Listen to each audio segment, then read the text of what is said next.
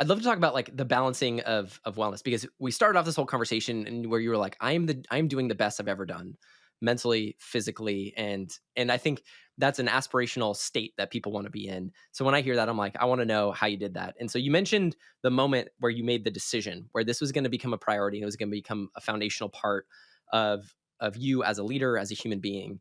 And so can you bring us a little bit more into like how you've prioritized like your mental and physical well-being? Like I've seen some pretty incredible like you were sharing the story of running the New York half marathon. Well, yeah, I mean, the first thing that I'd say is that I prioritized mental and physical well-being as like the major part of my life. And so all things from here will slip to the side for it.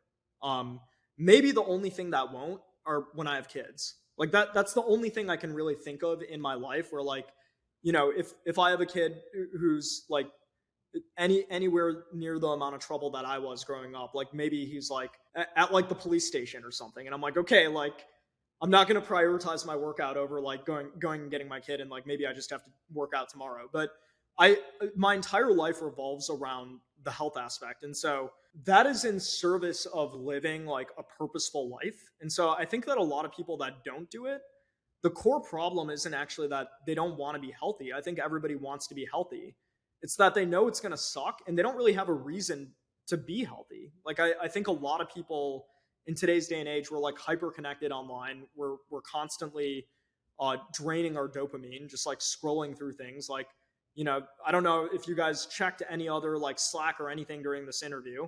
We have a little bit of a side channel going on where Jerry and I are like, okay, I think I want to ask this next one next. Like, is this cool? A good direction? So there's a little bit, but yeah, the dopamine pull is real. That's healthy, but like I think that people are just constantly bombarded with information that doesn't necessarily make their mental health better. And we're at an all-time high of people who are just like, the world is like bleak, things are going wrong. If you spend time on Twitter, you spend time on Instagram, even if you spend time on like Hacker News, anywhere, it's like overwhelmingly the information you're getting that gets to the top is negative because that's what gets the most views.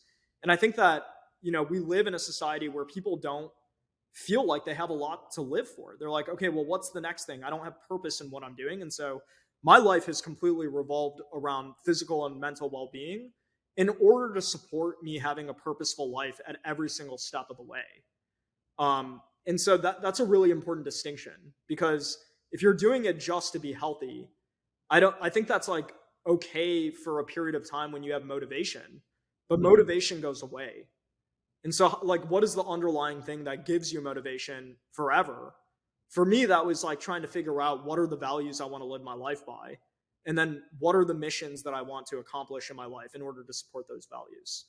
And so, yeah, like I ran the marathon, the New York Marathon, and like all that stuff. But all of that is like that's in service of my other values of like courage and inspiration. Like I wanted to show other people that you can do this.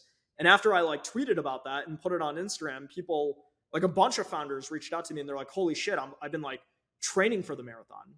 And I was like, I've seen your Strava. You're like in better running shape than me. Just go run it. Like whatever, just go do it. And so I think that the health thing has become my life, but only because like I had to search for purpose. And I think a lot of people, they're just constantly flooded with information. They don't have enough time. They don't have enough time to think about what they're doing with their time. Like people spend all their time. I have like 8 different streaming services that I bought that I no longer use because I've replaced it with reading. It's like people are just constantly filling their time with shit that is like low value and is not pushing their life forward.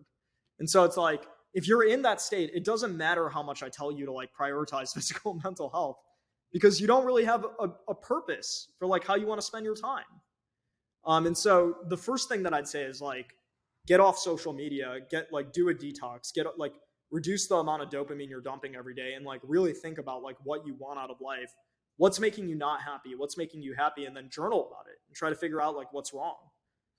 Maybe that means you come up with life values. Maybe that means that it's just like as simple as like fixing something else that you need to deal with. But I think getting as close to that state as possible is probably the right answer.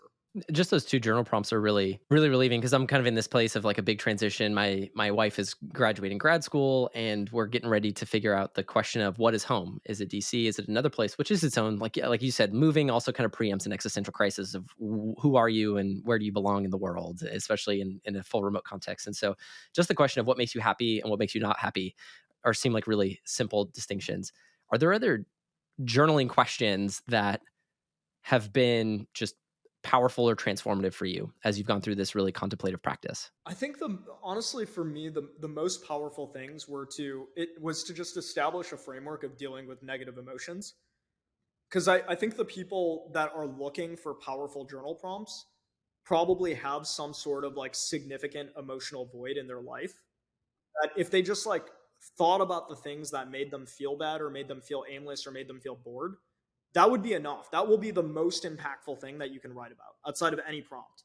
And so the framework that I have for journaling is like, okay, there's this thing that I'm like emotionally dealing with that I don't know how to make sense of, or I don't trust that I'm gonna like make the best sense of it just off the top of my head. Okay, like let's write about that. And I'll start writing about it, and then I'll start hypothesizing why it might be, and it's kind of meandering. It's like I'm exploring a forest of hypotheses, and a lot of times I'm like, oh, that's wrong, or like that doesn't feel right, or half of that feels right. And so if you read my journal entries, it's like it's exhausting. It's like it's an exhausting read. Like it would make a terrible book, right? Because you're like, dude, like just get to the point. But that's kind of the problem is that like I think the people who need like really powerful journal prompts above anybody else, the most important thing they could do is just start to talk to themselves about the problems they have in their life and get used to being like very honest with yourself. Because the truth is that if you're not doing this, you're probably not very honest with yourself. Like when you start, you're probably telling yourself a bunch of things that are only half truths, and that's okay. Like it's okay if like you write things down, and you're like that doesn't feel exactly right, and you don't have enough mental capacity to like really think about it again. Table it and come back to it tomorrow. It is exhausting to journal this way because you're like making yourself think about these things that are like stored in your subconscious. And so the most powerful prompt you could possibly do is to just think about the things that are causing you the most turmoil. It might be like someone at work that you really don't get along with and like it's just not working out. And it's like start talking about that. Start talking about how does that make you feel about work? How does that make you it's basically armchair therapy for yourself, right? And so I think that's like really the most impactful thing you could do by maybe 3 orders of magnitude. So like the other journal prompts are like once you start getting clarity about the ways that your life are fucked up, then you start to be like, okay, well, like I know that my life is messed up because I don't have purpose and I need values. Like, okay, what are great journal prompts for trying to figure that out? Like the first step that most people need to take is to just start talking to themselves about like what's going wrong in their lives. And most people don't do that. Not effective. Well, I certainly didn't. I continue to not to. I'm still on that journey, you know?